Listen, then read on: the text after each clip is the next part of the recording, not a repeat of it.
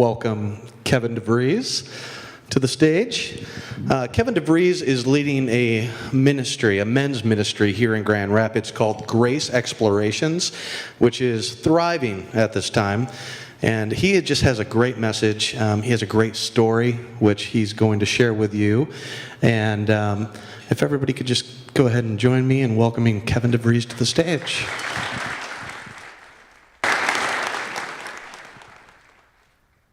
So the video, you obviously noticed I haven't changed clothes. I just wear this day in and day out. It's my only outfit. You might want to take pictures. I hardly ever dress up. So this is I'm actually a dirtbag climber, more at heart. So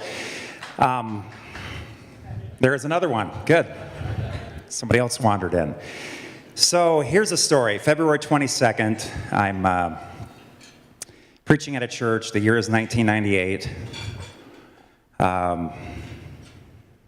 Snowed the night before.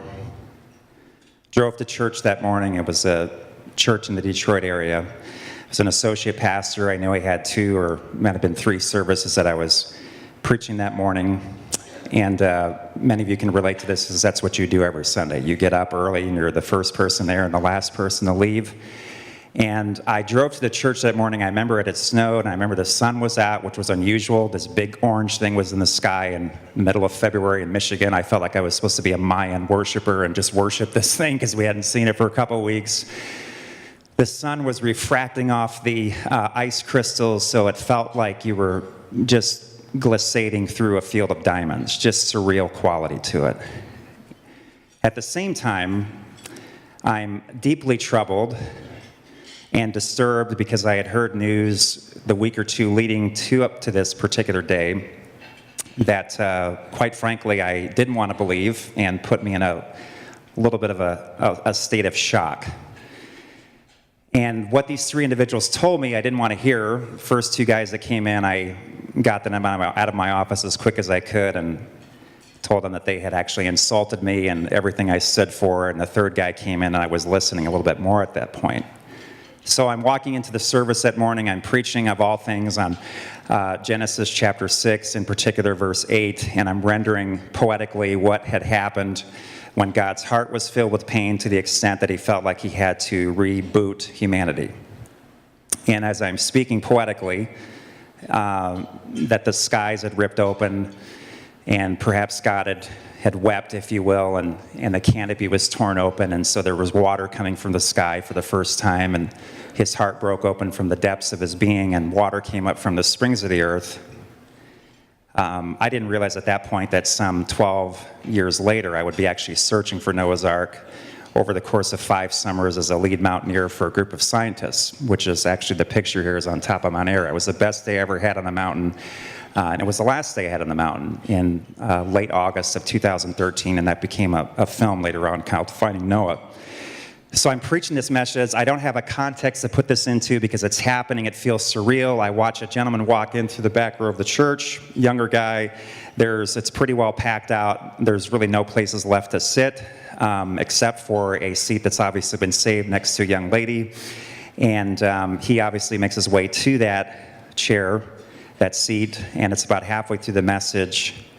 And he sits down, puts his arm around her chair, and she comes in closer. And it's obvious they really like being around each other. You would think they were dating, or they were engaged, or they were married. Well, part of that is true. Actually, the last part of that is true. That's my wife, and that gentleman is my intern. And the 3 guys that had brought me the news a week or 2 leading up to this were all saying essentially the same thing. Your wife is connecting with your intern because you are married to the ministry. And I can't tell you what it would feel like because you guys get it because you're pastors, but it's a nightmare. It has a surreal quality to it because you're preaching, and you can only see what's happening because you're the only one on the platform, so nobody's behind you, and it's in the back row of the church, and nobody else can really see. So you're almost kind of pinching yourself, like, is this a nightmare? Am I going to wake up from this? Because I'm watching everything I've built up until that point, and I built a lot. I was a denominational consultant at that time. I was doing a lot of stuff on a regional, local, statewide, and national level. and I watched it literally in a nanosecond explode in front of me. And I felt the enemy whisper to me these words, checkmate. You'll never, ever get into a pulpit again because I'm going to traumatize you inside your calling. I'm going to manipulate this situation to the extent that the last place you'll ever want to be is right here, right now. How many of you are thankful God is bigger than our past? So it was a long 15-year exile that I went into. I climbed a ton of mountains. That's the thing about trauma. I climbed with a whole bunch of guys and gals who they weren't afraid of dying. They just were scared to death of living. Everyday living was just terror to them, so they kept pushing the envelope. A lot of the people that I climbed mountains with all over the world, skied to the North Pole with, and did a bunch of things that ADD people do that are running from their own past, kept pushing the envelope, and finally got to the point in time where I had to realize, you know what, I've got to do 18 inches. And I was forced into that because I took all the wounds of my first marriage, put it into a second marriage, and as a result was emotionally unavailable to both wives, and went through a second divorce, bankruptcy at the same time, lost the house, and went from Mount Ararat in 2013 into a vehicle and lived outside the normal structure of life, and pretty much lost the will to live. And then God in his mercy, it's too long of a story to tell, brought me full circle into a group of men. A couple of them are here tonight, and they've been a part of that journey, and Kurt has been here in the last couple of months. And I now have found myself in the last 18 months in front of, I don't know, probably 20 or 25,000 people telling my story to whoever will listen. I do a lot of what I do outside the walls of the church because I'm finding a ton of guys that are just like me that are outside the normal structure of the faith system, and they believe in something, but their life has been shattered. And they're looking for a band of brothers, and they want to do life with people, but they feel like a leper because that's the nature of trauma. That's the nature of shame, is it isolates you from yourself, and so you become divorced from who you really are, and so you can't really connect, let alone be married to anybody else because you're not even connecting with yourself. So I'm here as a testimony to the friendship of one man that reached out to me a couple of months ago and just said, hey, I want you to tell your story. I believe in what this ministry is about. I believe in pastors. I believe in helping pastors reach people that are in pain. I hope I can be maybe a poster boy for that, but I'm so appreciative. I do have one thought, if we have that slide, that I want to just leave you with, and it's this. And I'm going to probably put this on my tombstone someday, but it's true. When God calls, he never hangs up. The silence you hear is your shame, not his blame.